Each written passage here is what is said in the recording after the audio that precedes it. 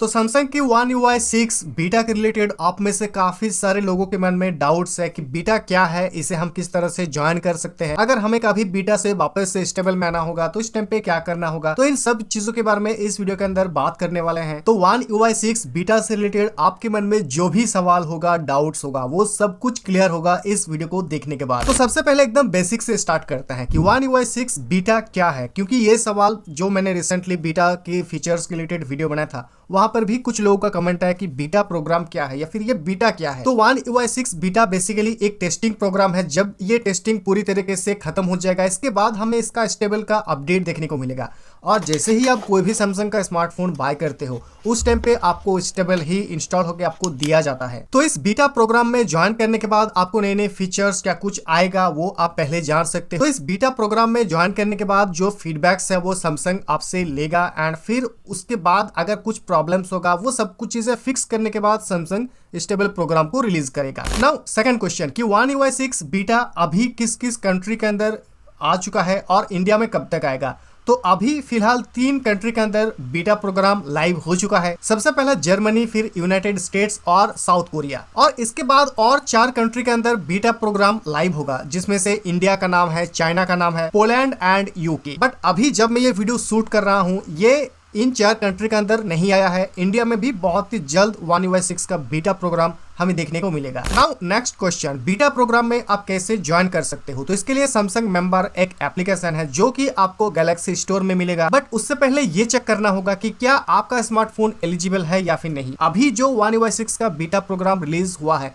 ये सिर्फ और सिर्फ अभी के लिए S23 सीरीज के लिए ही हुआ है। तो अगर आपके पास S22 सीरीज या फिर S21 सीरीज में से कोई भी स्मार्टफोन है तो आप एलिजिबल नहीं हो बीटा प्रोग्राम के लिए। तो जैसे ही आपका डिवाइस एलिजिबल हो जाएगा आपको सिंपली सैमसंग मेंबर एप्लीकेशन को इंस्टॉल करना होगा, साइन इन कर लेना होगा आपका सैमसंग आईडी से एंड इसके बाद आपको ऊपर ही एक बैनर देखने को मिलेगा ज्वाइन बीटा प्रोग्राम। आपको सिंपली वहां पे क्लिक कर देना है और ज्वाइन करने के बाद जिस तरह से आप अपने फोन के अंदर सॉफ्टवेयर अपडेट करते हो, लाइक सेटिंग्स में जाना होगा, फिर software update, download and install, यहाँ पे आपको बीटा वर्जन देखने को मिल जाएगा। अगर आप एलिजिबल हुए तो बीटा प्रोग्राम में ज्वाइन करने से पहले आपको किन चीजों का ध्यान रखना है। सबसे पहला तो आपके फोन के अंदर जितने भी डेटा है उसे आप रख लो, क्योंकि आपका डेटा डिलीट हो सकता है, पहला चीज। दूसरा इंपॉर्टेंट चीज, जब भी आप बीटा में ज्वाइन करोगे बीटा के अंदर काफी सारे बग्स, छोटे मोटे या फिर कई बार मेजर बग्स भी आपको देखने को मिल सकता है, तो इस चीज का आपको ध्यान रखना है। नाउ नेक्स्ट और सबसे इंपॉर्टेंट क्वेश्चन, मान लो कि आपका स्मार्टफोन एलिजिबल है, आपने बीटा प्रोग्राम के लिए ज्वाइन भी कर दिया,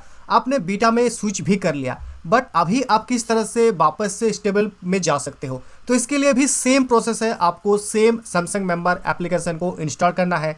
सैमसंग का जो आईडी से आपका स्मार्टफोन लॉगिन है उसी आईडी से लॉगिन कर लेना है। देन वापस से आपको यहाँ पे एक बैनर दिखेगा विथड्रॉ बीटा प्रोग्राम। इस ऑप्शन पे जैसे ही आप वापस से टैप कर दोगे आप बीटा प्रोग्राम से बाहर आ जाओगे। यहाँ पे आपके स्मार्टफोन के लिए जैसे ही एक स्टेबल का अपडेट आएगा आपको भी वो अपडेट देखने को मिल जाएगा। मान लो कि आपने बीटा में ज्वाइन कर लिया एंड आपने कुछ अजीब तरीके का बग देखा या फिर प्रॉब्लम देखा। सपोज कि आपका कैमरा एप्लीकेशन ओपन नहीं हो रहा है या फिर कोई ऐसा काम आपके फोन से नहीं हो रहा है, तो इस केस में आप इस चीज को सैमसंग तक कैसे पहुंचा सकते हो ताकि सैमसंग इस चीज को जल्द से जल्द फिक्स करे।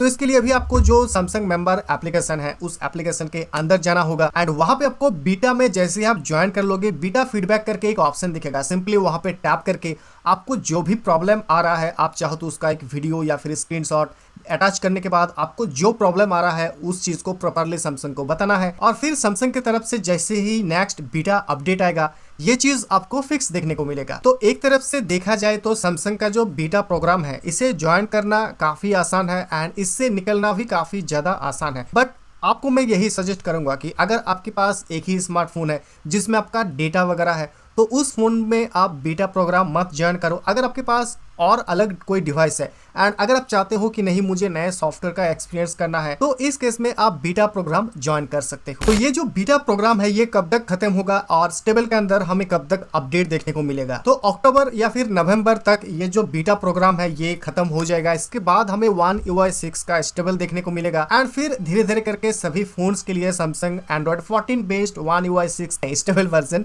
रिलीज करेगा। और लास्ट टाइम जैसे हम लोगों ने देखा था कि सैमसंग का कोई भी स्मार्टफोन है, ए सीरीज, एम सीरीज, 3 महीने के अंदर अंदर सारे फोन्स के लिए One UI 5.1 का अपडेट एंड्रॉइड 13 बेस्ड दे दिया था। जबकि अगर मैं बाकी सारे ब्रांड्स की बात करूं, फ्लैगशिप फोन्स के अंदर भी उन लोगों ने एंड्रॉइड 13 का अपडेट नहीं दिया था। तो सेम चीज़ हम होप कर रहे हैं कि फरवरी तक सारे स्मार्टफोन्स में जो भी एलिजिबल होगा One UI 6 के अंदर, उन सभी स्मार्टफोन्स को सैमसंग की तरफ से अपडेट मिल जाएगा। नाउ कौन कौन स्मार्टफोन एलिजिबल है एंड कौन कौन स्मार्टफोन एलिजिबल नहीं है, तो S21 सीरीज एंड उसके बाद जितने भी स्मार्टफोन्स लॉन्च हुए हैं उन सारे फोन्स में One UI 6 एंड्रॉइड 14 बेस्ड का अपडेट मिल जाएगा। हाँ, S20 series including S20 FE के अंदर एंड्रॉइड 14 बेस्ड One UI 6 का स्टेबल अपडेट नहीं देखने को मिलेगा। तो आई होप आपके सारे डाउट्स क्लियर हो गया होगा। तो इसी बात पे वीडियो को लाइक एंड शेयर कर देना।